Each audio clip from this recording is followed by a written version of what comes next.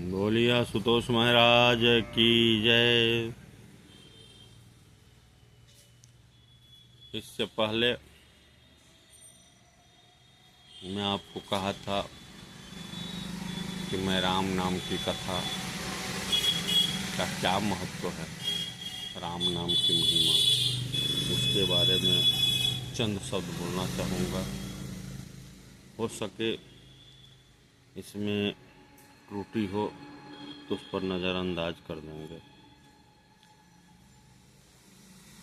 कारण मैं कोई कथाकार नहीं हूँ, आप जैसे ही एक इंसान हूँ। कोशिश करता हूँ कि अपने वाणी से कुछ कहूँ, हो सके तो इसमें त्रुटियाँ भी हो सकती है, उसको आप नज़रअंदाज कर देंगे। जय श्री राम। तो किसी गांव में एक साहूकार रहता था, उसके 2 बच्चे और उसके साथ उसकी पत्नी रहती थी। पत्नी जो है हमेशा पूजा पाठ में लीन रहते थे, लेकिन साहूकार कमाने का हाल तो जानता था, लेकिन वह पूजा पाठ में विश्वास नहीं करता था। साहूकार की पत्नी को हमेशा इसी बात का चिंता बनी रहती थी कि हे प्रभु, इसको भी मति गति दे जो आपकी आराधना में इनको मैं लगा सकूं। लेकिन साहूकार जब भी कमा करके आता था तो उसका एक लत बहुत खराब था, वह बहुत पीता था। जो आप लोग जानते ही है कि इंसान पीने के बाद बहक जाता है। तो इस पर साहूकार की पत्नी हमेशा चिंता में रहती थी। एक बार की बात है, उस रास्ता से एक साधु जा रहे थे। उसने साहूकार की पत्नी को देखा, बोला, बेटी क्यों तुम उदास हो, क्या कोई दिक्कत है? नहीं बाबा, कोई दिक्कत नहीं है, भगवान की कृपा से सब चीज़ मेरे पास है। 2 बेटे हैं, पति है, वो भी काम करते हैं, अच्छा खासा कमा लेते हैं, लेकिन फिर चिंता किस बात की बेटी? तो उसने कहा कि बाबा, उनका एक लत खराब है, वो दारू बहुत ज़्यादा पीते हैं, शराब, और वो पूजा पाठ में विश्वास नहीं करते हैं। तो फिर यह शरीर जो मिला हुआ है, उस शरीर से क्या फ़ायदा? कमाने के लिए सब कमाता है, और उनको कितना भी समझाते हैं तो हमारी बात को नहीं समझते, बस इसी की चिंता है। तो बस इतनी सी बात बेटी। तो ठीक है, आज तुम शाम में पूजा का व्यवस्था करो, मैं शाम में आ जाऊंगा। कै बजे पूजा करती हो? तो बोली 7 बजे मेरा पूजा स्टार्ट होता है, और उसी समय में वो आते हैं और लगते हैं पूजा में विघ्न डालने। तो ठीक है, मैं उससे पहले आकर रहूँगा, और आज उससे भगवान का नाम कहवाऊँगा। देखो, इस तरह साधु वहाँ से चले गए। साहू की पत्नी दिन गुजारती गए, जैसे लग रहा था कि दिन कब बीते, कब वो मौका आवे, उस मग्न में थी। ठीक समय पर शाम हुआ, सूर्यास्त हुआ, फिर वो समय आया जब वह पूजा घर में पूजा करने लगा। साहूकार वहाँ उसी समय पहुँचता है। उससे पहले बाबा आकर वहाँ पर घर में बैठे थे। साहूकार जो ही आया दरवाजे पर, तो अपने बच्चे का नाम लेकर के पुकारा, ए कहाँ है, कहाँ है, जल्दी बाहर निकलो, क्या कर रही हो घर में? कारण कि भगवान का जब भी चर्चा होता था तो नाम धुन होता था, तो उसको यह सुनकर वो हल्ला ही करता था। आते ही जब कोई जवाब नहीं दिया तो साहूकार आया अंदर और देखता है कि अंदर में एक बाबा बैठे हुए हैं। बोले कि ये कौन है? तो ये बाबा है। आओ बेटा तुम भी बैठ जाओ। तो नहीं, हमको ये सब नहीं करना है, आओ बेटा बात को समझो, भगवान का नाम लो। तो नहीं, हमको नहीं लेना है। बाबा बलिष्ठ थे। बाबा कहें कि तुम आ जाओ, बात से समझा रहे हैं। तो कहा कि नहीं आएंगे तो क्या करोगे। बाबा उठे और साहूकार को पकड़ लिए और बोले कि बोलो भगवान का नाम बोलो तुम, जय श्री राम। बोला कि नहीं बोलेंगे। फिर 2 बार बोला, 3 बार बोला, चौथा बार अपने गर्दन से गमछा निकालकर उसके गर्दन में लपेटा और कहा कि बोलो राम का नाम। बोला कि नहीं बोलेंगे। गर्दन को कसता गया, कसता गया, कसता गया।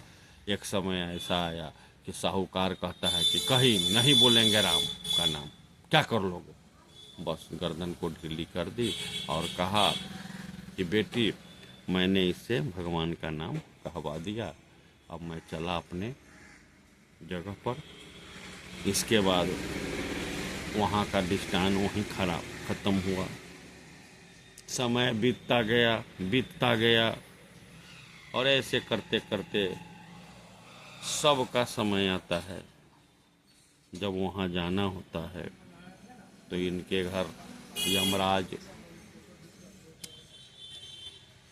यमदूत को भेजा कि जाओ उसका समय पूरा हो गया है, जाओ पकड़ करके लाओ उसको। जब उसको गया पकड़ने तो यमदूत उसको कहा कि जल्दी चलो, अब अभी हमको नहीं जाना है। कहे कि तुम्हारा समय पूरा हो चुका, अब तुमको यहाँ नहीं रहना है। इस तरह उसको वहाँ से लेकर के यमदूत यमराज के पास चले जाते हैं। यमराज जाने के बाद चित्रगुप्त को आदेश देते हैं कि देखो इसका बही खाता, इसने अपने ज़िंदगी में कभी कोई पाप पुण्य किया कि नहीं, इसका ब्यौरा हमें चाहिए। चित्रगुप्त अपना बही उल्टाने लगे, उल्टाते उल्टाते उल्टाते देखा इसने ज़िंदगी में कभी भी पुण्य का काम नहीं किए हुआ है, लेकिन एक बार भगवान राम का नाम लिए हुआ है। इस पर चित्रगुप्त यमराज को बताते हैं कि इसने अपने ज़िंदगी में कभी भी पुण्य का काम तो नहीं किया, लेकिन एक बार राम का नाम लिया हुआ। तो बोलो इसको कौन सी सज़ा मिलनी चाहिए। तो प्रभु हमको तो नहीं मालूम है, ये तो कभी दान पुण्य नहीं किए हुआ है, अब इसको कौन चीज़ में मिलेगा, स्वर्ग मिलेगा कि नरक मिलेगा कि क्या, इसका तो हमको अंदाज नहीं है।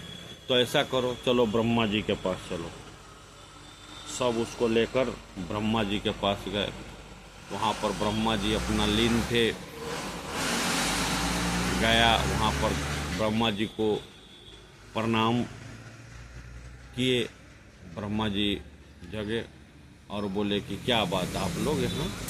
तो गया ऐसे ऐसे बात है, एक मृत्यु भुवन से एक साहूकार का समय पूरा हो गया था और उसको यहाँ लाया गया है, और उसको खाता वही देखने के बाद पता चलता है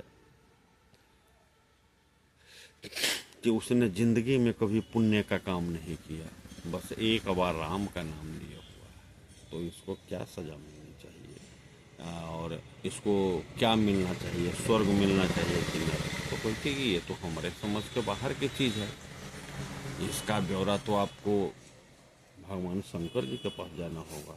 तो चला जाए, वहीं से इस बात को का निराकरण किया जाए। तब जाकर शंकर जी के पास ब्रह्मा जी, चित्रगुप्त, यमराज ये सब लेकर उसको पकड़कर कंधे पर लटकाकर उसको ले गया शंकर जी के पास। शंकर जी पधारे, देखे इन लोगों को तो कहा कि आइए आइए, क्या बात आप लोग को आना पड़ा। तो कहते ऐसे ऐसे वाली बात है, इसका समझ नहीं आ रहा है कि इसको सारी दृष्टांत बताया गया और कहा गया किसको कौन सी का जगह मिलना चाहिए, स्वर्ग की नरक। तो कही थी कि तो हमारे समझ से बाहर का चीज़ है। आप कहते हैं कि ये धर्म का काम में कभी भी हाथ नहीं लगाया, न पुण्य किया, न किसी को दान दिया, आप कहते हैं कि एक बार राम का नाम लिए हुआ है, तो समझ में नहीं आता है इसको क्या मिलना चाहिए। तो ऐसा कीजिए, चलिए विष्णु जी के पास, वो तो सब जानते हैं, उन्हीं के पास चल करके इसका निराकरण किया जाए। जब ये सब आदमी उसको कंधे पर लाद कर लगे घूमते घूमते घूमते घूमते जब गए विष्णु जी के पास, तो विष्णु जी अपन शयन कक्ष में हाँ अपना सोए हुए थे। जब विष्णु जी के पास पहुंचा, नींद खुली तो देखते हैं कि क्या आप लोग यहाँ पर पधारे हुए हैं। ब्रह्मदेव प्रणाम किया, शंकर को प्रणाम किया और सब गण्यमान जो थे व्यक्ति उस सबको, क्या बात आप लोग को एकाएक यहाँ देख करके हम भयभीत हो चुके, क्या बात, कुछ हुआ है सृष्टि में? नहीं, हम एक प्रश्न लेकर आए हैं जिसका हल हम लोग से नहीं संभल रहा है, इसका कोई उपाय बताइए। बोला जाए तो सारा व्यथा उसको कह करके सुनाया गया कि ये मानव जिंदगी में कभी पुण्य नहीं किया, न दान किया, न कोई धर्म का काम किया, बस एक बार राम का नाम लिए हुआ है, तो इसको क्या स्वर्ग मिलना चाहिए कि नरक मिलना चाहिए? तो विष्णु जी ये तीनों सबको देखकर हंसने लगे कि बस इतनी सी भी बात आप लोगों को समझ में नहीं आती है कि इसको क्या मिलना चाहिए?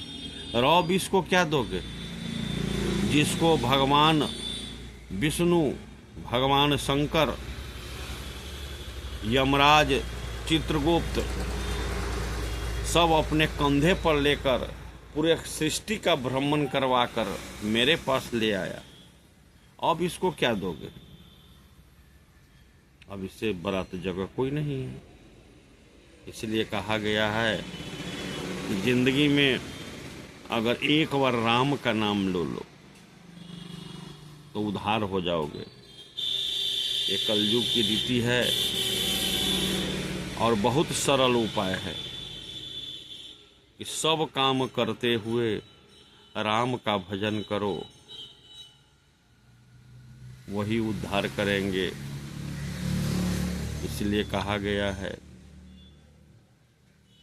राम ही पालन हार है,